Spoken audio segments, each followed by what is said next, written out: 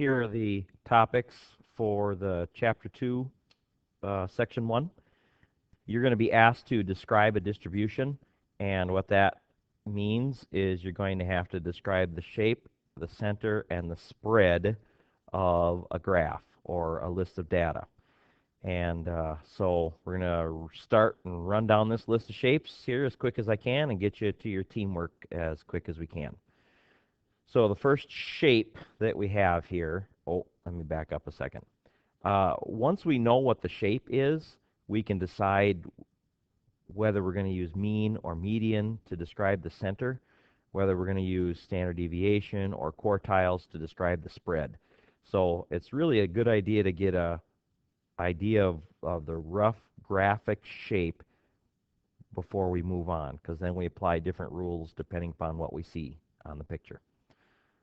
So this is exactly what I've always told you not to do with your graphing calculator. This is the exact opposite of that.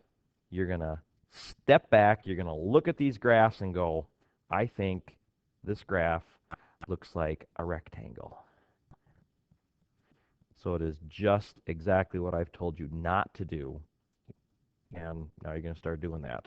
Well, you're teenagers, you've been doing that forever, right? So our first graph is the rectangular shape, also known as a uniform distribution.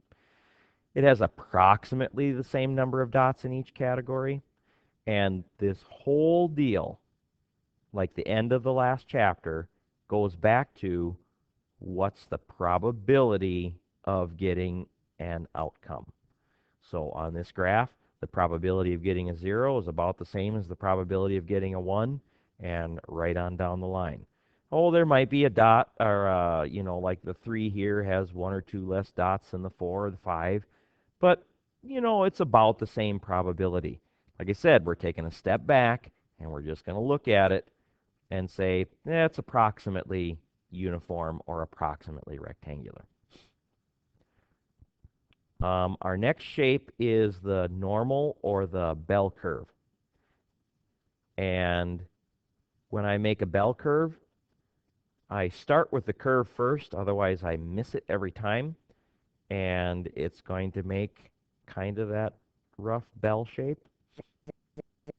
And the middle of the bell is really where most of the dots are going to pile up. And that's going to be the mean. And then there's a spot over here called the inflection point that helps identify where does the graph stop curving up and start curving down. And there's a spot on each side where that happens. And, imagine that you were riding a bicycle up that hill, and the hill's getting steeper and steeper and steeper and steeper until you reach that magic spot, and then all of a sudden it gets easier to pedal and easier and easier and easier. The mathematical definition is where the slope stops increasing and starts decreasing. So where the bicycle gets harder and harder and harder to pedal, and then once it reaches the inflection point, it gets easier and easier and easier to pedal. Of course, until you get to the other side. So the standard deviation is what we measure to measure the spread on a bell curve. And the definition of standard deviation is the typical distance from the mean. And you guys are going to have to get that memorized, because I'm going to hound you about that. Because everything we do from here on out is going to be based on standard deviation. How do you calculate the standard deviation? Well, it's a visual representation for now. There is a very complex formula, but for now, you're going to take a step back. You're going to go, if I was riding a bike up this hill, where's it going to get harder and harder and harder to pedal? Where's it going to start getting easier and easier and easier? That's the best way for now to calculate that inflection point. So why is this important?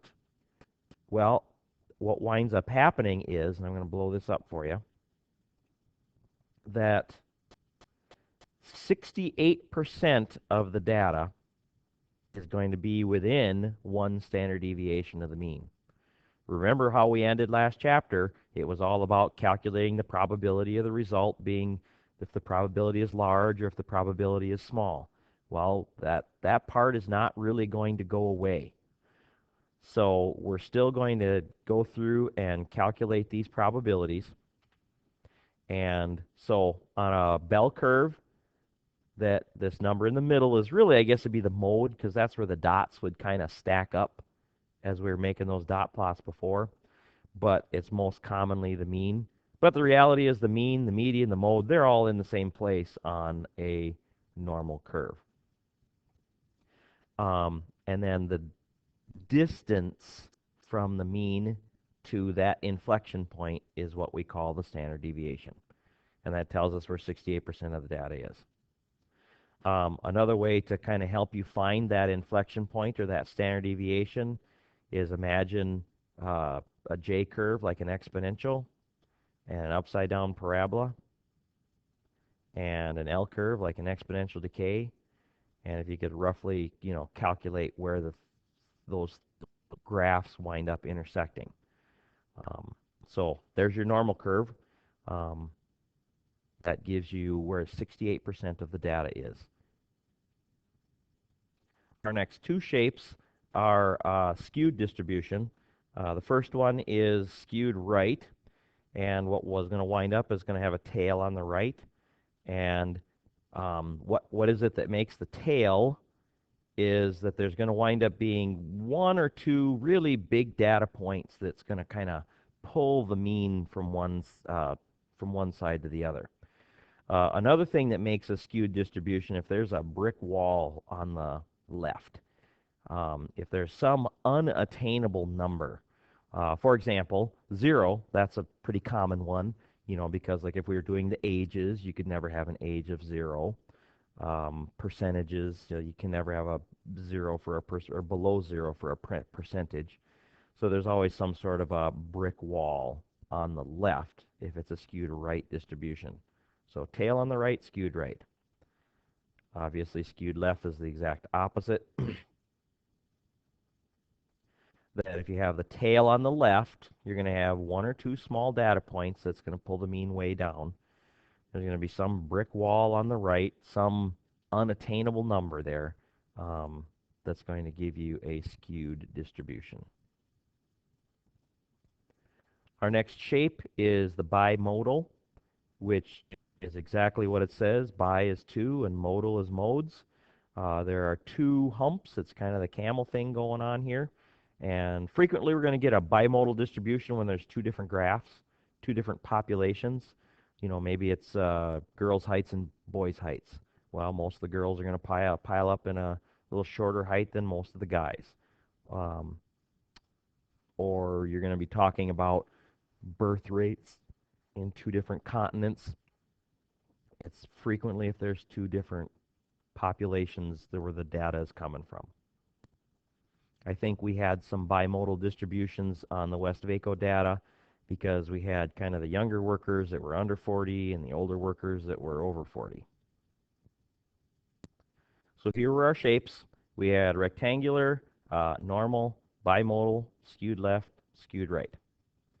And that's the first thing you have to describe about a distribution. The second thing is you have to describe the center, which you guys have known measures of central tendency since, your elementary school days.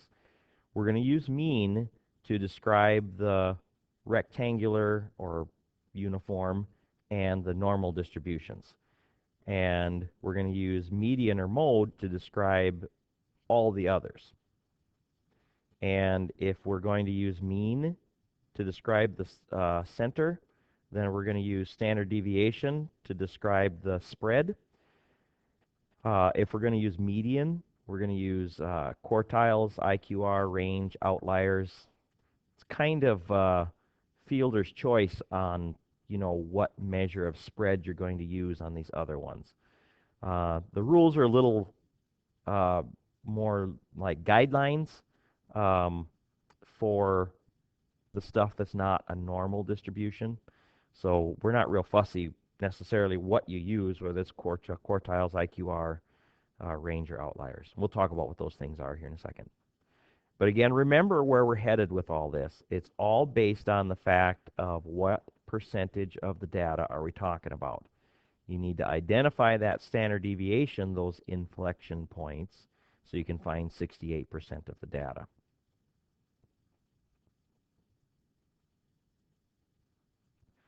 So quartiles, it's exactly what the prefix says is quarter. That's a quarter of the data. Again, going back to the percentages.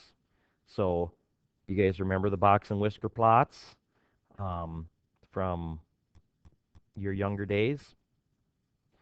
And 25% of the data is the quartiles. That's like the left and the right side of the box. Q1 is the first quartile. Q3 is the third quartile. The median, you remember, went in the middle. So there's 25% of the data in this tail, 25% of the data in this tail, and the middle 50% of the data, well, that is what's in the box, and that is called the IQR, or interquartile range. So it's going to say the middle 50% of the data is from this number to that number. IQR stands for interquartile range. Our book doesn't really talk at all about the regular range, which is just the maximum minus the minimum.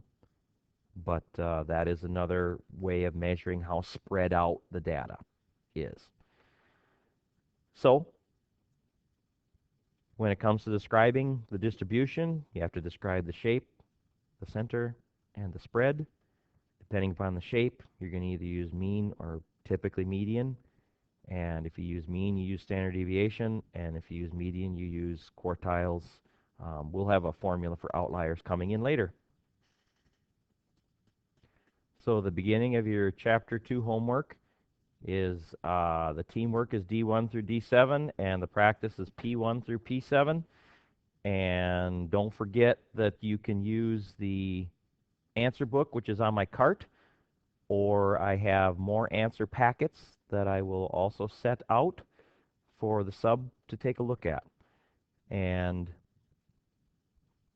rewind this video, pause, play it in different spots, however you think you need it. Have a good day.